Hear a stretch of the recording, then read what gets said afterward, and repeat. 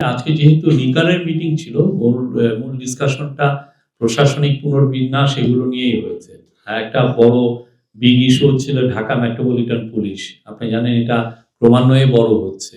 ঢাকার আয়তনও বড় হচ্ছে। ঢাকার সিটি যেটা আমরা দেখছি সেটা তো সেই সিটিটা নাই, ছোট জায়গাটা নাই। এখন আপনি জানেন যে এখন ওয়ার্ল্ডের এখন ঢাকা একটা নিউ একটা সার্ভেতে বলছে যে ওয়ার্ল্ডের এখন ঢাকা সেকেন্ড লার্জেস্ট সিটি।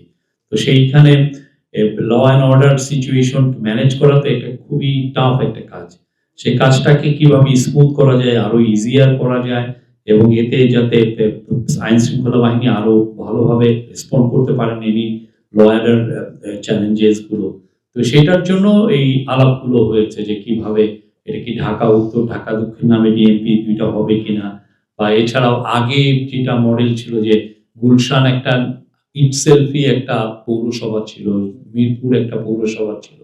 ওই আগের মডেলে মানে পৌরসভা ডিক্লেয়ার করে না, মানে ওই একটা সার্কেল ফ্রেমটাকে ধরে নতুন করে মানে ৩-৪টা ভাগে করা। মানে মূল কাজটা হচ্ছে যে আপনার আইন শৃঙ্খলা পরিস্থিতি যেভাবে হোক বেটার করাটা এই গভর্নমেন্টের লক্ষ্য।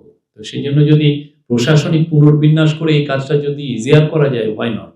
বাট এটা ডিসকাশন হয়েছে, কোনো ডিসিশন হয়